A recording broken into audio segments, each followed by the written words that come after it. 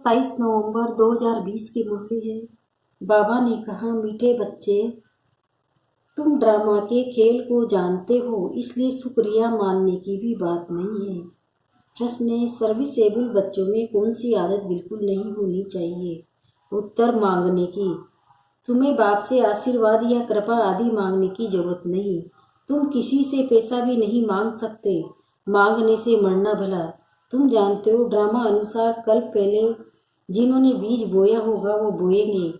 जिनको अपना भविष्य पद ऊंच बनाना होगा वो जरूर सहयोगी बनेंगे। तुम्हारा काम है सर्विस करना। तुम किसी से कुछ मांग नहीं सकते। भक्ति में मांगना होता है, ज्ञान में नहीं। गीत है, मुझको सहारा देने वाले ओम शांति। ये बच्चों के अंदर से शुक्रिया अक्सर बाप, टीचर, गुरु के लिए नहीं निकल सकता, क्योंकि बच्चे जानते हैं ये खेल बना हुआ है। शुक्रिया आदि की बात नहीं है, ये भी बच्चे जानते हैं। ड्रामा अनुसार ड्रामा अक्सर भी तुम बच्चों की बुद्धि में आता है। खेल अक्सर करने से ही सारा खेल तुम्हारी बुद्धि में आ जाता है। गोया 100 दर्शन चक्रधारी तुम आप ही बन जाते हो। तीनों लोग भी तुम्हारी बुद्धि में आ जाते हैं। मूल वतन, सूक्ष्म वतन, स्थूल वतन, ये भी जानते हो सब। अब खेल पूरा होता है। बाप आकर तुमको त्रिकालदर्शी बनाते हैं। तीनों कालों, तीनों लोकों, आदि मध्य अंत का राज समझाते हैं। काल समय को कहा जाता है। ये सब बातें नोट करने बिगर याद नहीं रह सकती।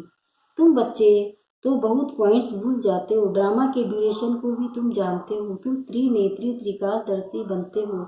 ज्ञान का तीसरा नेत्र मिल जाता है। सबसे बड़ी बात है कि तुम आस्तिक बन जाते हो, नहीं तो निधन के थे। ये ज्ञान तुम बच्चों को मिल रहा है। स्टूडेंट की बुद्धि में सदैव नॉलेज मंथन होती है।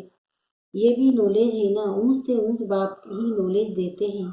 ड्रामा अनुसार ड्रामा अक्सर भी तुम्हारे मुख से निकल सकता है, सो भी जो बच्चे सर्विस में तत्पर रहते हैं।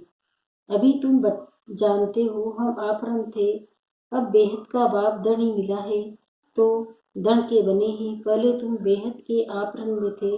बेहद का बाप बेहद का सुख देने वाला है, और कोई बाप नहीं जो ऐसा सुख देता है। नई दुनिया और पुरानी दुनिया, ये सब तुम बच्चों की बुद्धि में है, परंतु औरों को भी यथार्थ रीति समझाए, इस ईश्वरीय धंधे में लग जाए। हर एक के संग अपने अपने होते हैं। समझा भी वह सकेंगे जो याद की यात्रा में होंगे। याद से बल मिलता है न। बाप है जौहर दार तलवार।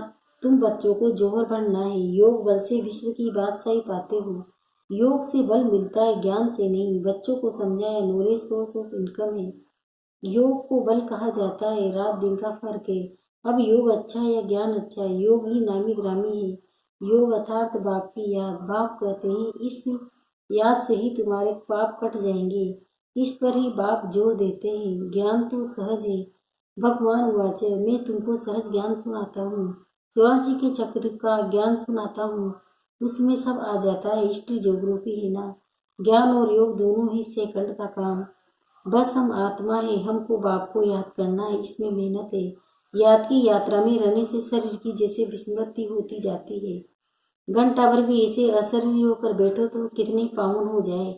मनुष्य रात को कोई 6 कोई 8 घंटा नींद करते तो अशरीरी हो जाते हैं। उस समय में कोई विकर्म नहीं होता, आत्मा थक कर सो जाती है। ऐसे भी नहीं कोई पाप विनाश होते, नहीं, वो नींद है। विकर्म होता कोई होता नहीं है। नींद न करे तो पाप ही करते रहेंगे, तो नींद भी एक बचाओगे। सारा दिन सर्विस कर। आत्मा कहती है, मैं अब सोता हूँ, अशरीरी बन जाता हूँ। तुमको शरीर होते अशरीरी बनना है। हम आत्मा इस शरीर से न्यारी शांत स्वरूप है। आत्मा की महिमा कभी नहीं सुनी होगी। आत्मा सच्चित आनंद स्वरूप है। परमात्मा की महिमा गाते हैं कि सत्य है, चैतन्य है, सुख शांति का सागर है। अब तुमको फिर कहेंगे मास्टर, बच्चे को मास्टर भी कहते हैं, तो बाप युक्तियां भी बतलाते रहते हैं। ऐसे भी नहीं सारा दिन नींद करनी है, नहीं, तुमको तो याद में रह पापों का विनाश करना है। जितना हो सके बाप को याद करना है। ऐसे भी नहीं बाप हमारे ऊपर रहम व कृपा करते हैं, नहीं, ये उनका गायन है। रहम दिल बादशाह, ये भी उनका पाठ है। तमो प्रधान से सको प्रधान बनना। भक्त लोग महिमा गाते हैं, तुम्हें सिर्फ महिमा नहीं गानी है। ये गीत आदि भी दिन प्रतिदिन बंद होते जाते हैं। स्कूल में कभी गीत गाते हो तो हैं क्या? बच्चे शांति में बैठे रहते हैं। टीचर आता है तो उठकर खड़े होते हैं, फिर बैठते हैं। ये बाप कहते हैं, मुझे तो पाठ मिला हुआ है पढ़ाने का, सो तो पढ़ा नहीं है। तुम बच्चों को उठने की दरकार नहीं है, आत्मा को बैठ सुनना है। तुम्हारी बात ही सारा दुनिया से न्यारी है। बच्चों को कहेंगे क्या तुम उठो? नहीं, वो तो भक्ति मार्ग में करते हैं, यहाँ नहीं। बाप तो खुद उठकर नमस्ते करते हैं। स्कूल में अगर बच्चे देरी से आते हैं तो टीचर या तो रूल लगाएंगे या बाहर खड़ा कर देंगे, इसलिए डर रहता है टाइम पर पहुंचने का। यहाँ तो डर की बात ही नहीं। बाप समझाते रहते हैं, मूल्य निराले रहती हैं, वो रेगुलर पढ़नी है। मुरली पढ़ो तो तुम्हारी प्रेजेंट्स मार्क मिल पड़े, नहीं तो अपसेंट पड़ जाएगा। क्योंकि बाप कहते हैं तुमको गूढ़ से गूढ़ बातें सुनाता हूँ। तुम अगर मुरली मिस करेंगे तो ये पॉइंट्स मिस हो जाएगी। ये है नई बातें, तो दुनिया में कोई नहीं जानते हैं। नई बातें जो दूसरे दुनिया में कोई नहीं जानते। तुम्हारे चित्र देखकर ही चकित हो जाते हैं, कोई शास्त्रों में भी नहीं है। भगवान ने चित्र बनवाए थे। तुम्हारी यह चित्रशाला है। नई ब्राह्मण कुल के जो देवता बनने वाले होंगे उनकी बुद्धि में है ही नहीं बेटेगा ड्रामा। कहेंगे ये तो ठीक है, कल्प कल्प भी हमने पढ़ा था, जरूर भगवान पढ़ाते हैं। भक्ति मार्ग के शास्त्रों में पहले नंबर में गीता ही है, क्योंकि पहला धर्म ही ये है। फिर आधा कल्प के बाद उसके भी डबल पीछे दूसरे शास्त्र बनते हैं। पहले इब्राहिम आया तो अकेला था, फिर एक से दो, दो से चार हुए। जब धर्म की वृद्धि होते होते लाख डेढ़ हो जाते हैं तो शास्त्रादि बनते हैं। उनके भी आधा समय बाद ही बनते होंगे, हिसाब किया जाता है। परंतु बच्चों को तो बहुत खुशी होनी चाहिए, बाप से हमको वर्षा मिलता है। तुम बच्चों को बाप हमारा ज्ञान सागर सृष्टि चक्र का समझाते हैं। यह है वेहद की हिस्ट्री ज्योग्राफी। सबको बोलो, यहाँ वर्ड की हिस्ट्री ज्योग्राफी समझाई जाती है जो वो कोई सिखा न सके।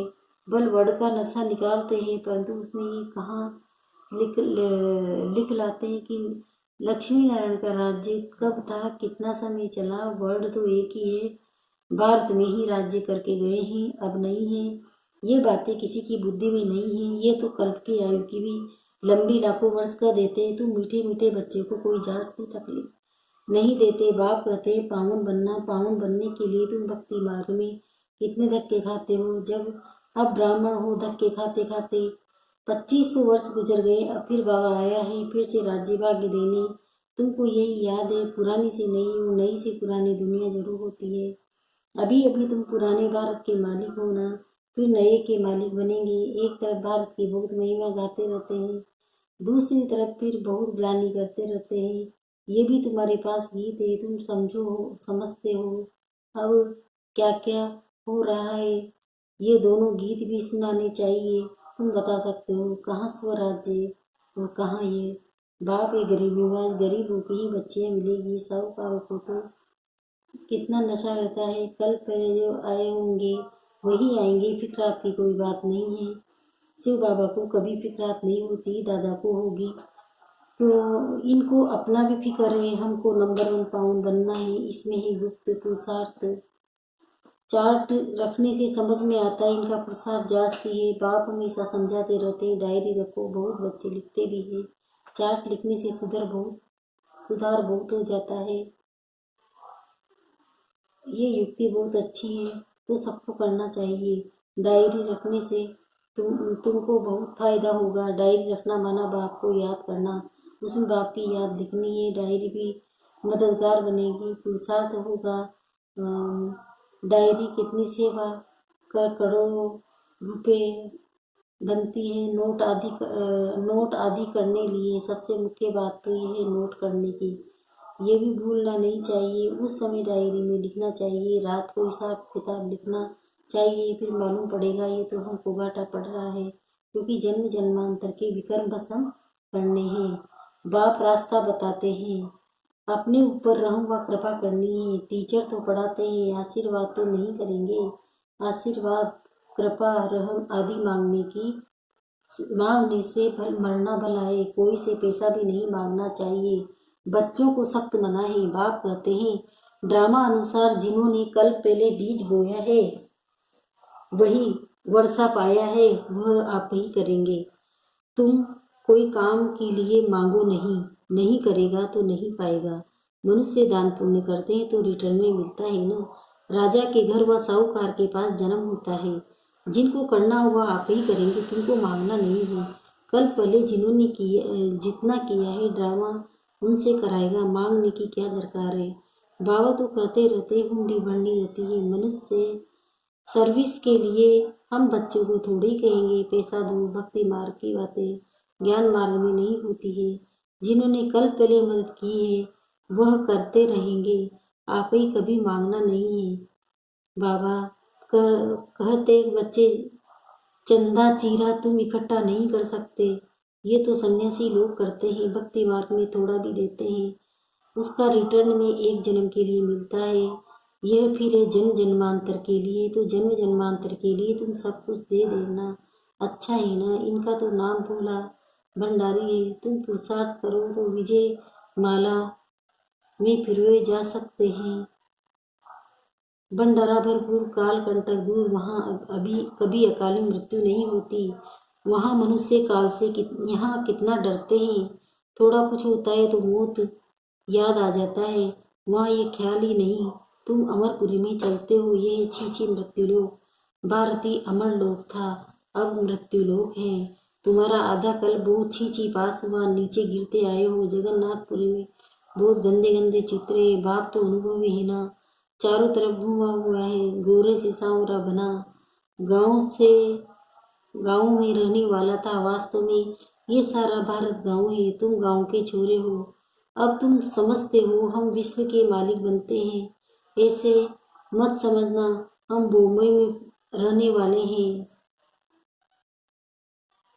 बॉम्बे भी स्वर्ग के आगे क्या है? कुछ भी नहीं, एक पत्थर भी नहीं है। क्या है? हम गांव के छोरे निधन के बन गए हैं, अब फिर हम स्वर्ग के मालिक बन रहे हैं, तो खुशी रहनी चाहिए ना। नाम ही स्वर्ग।